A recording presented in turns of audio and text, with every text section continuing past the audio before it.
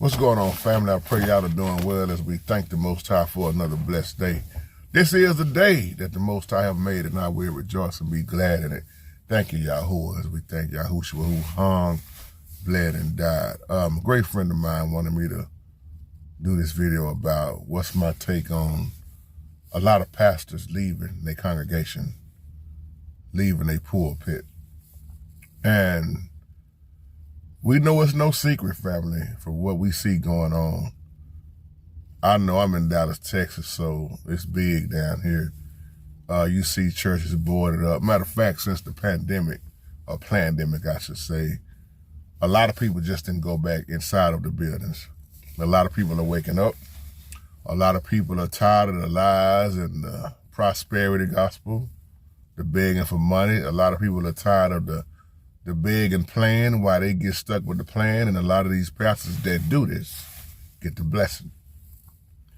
But there's so many people that I know who will not study to show they self-approving unto the Most High Yahuwah. That's a problem. Because see, what you call church is not the same no more, no way. You got more interest. I've been saying this for years, y'all. I'm not saying nothing new. You got more entertainment than anything now. You got more pastors that care more about this new age church versus the old school pastors who believe in doing it a different way than what you see now. And the congregations are shrinking. I think that was my brother Kyle. We was just, Brother Kyle and Sister Rochelle, I think we was just talking about this. I was joking with them about, what we seeing and T.D. Jakes and the Joel Osteen. And shout out to y'all once again, Kyle and Sister Rochelle. It's shrinking. It's shrinking, and many people are not going back in the building. And then many people are tired of the building that's in the building. But for religious reasons, many hold on to.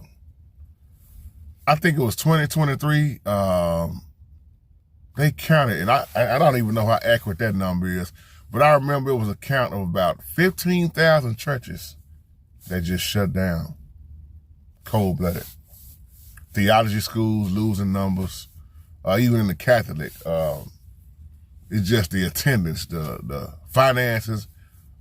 Preachers was complaining about being underpaid. You name it, it went on. And when you see that happen, then you got to look at the churches that was happening with the food pantry.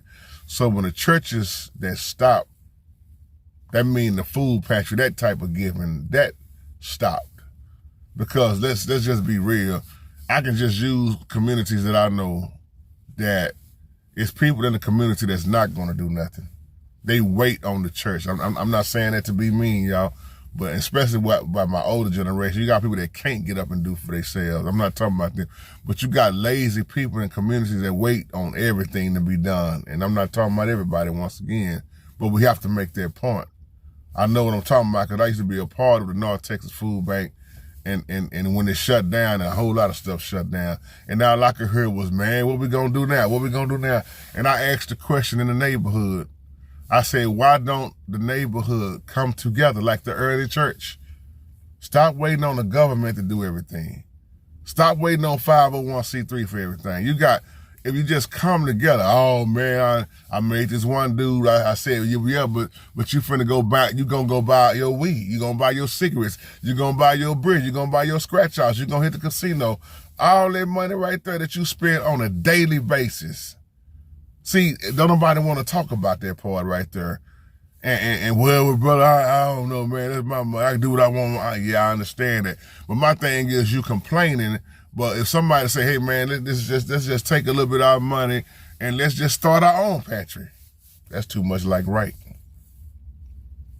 See, I also believe why this is happening because looking at the word and biblically speaking, there's already a shortage in the word, and I'm going to do a live chat about why Satan tries to steal the word out of our hearts.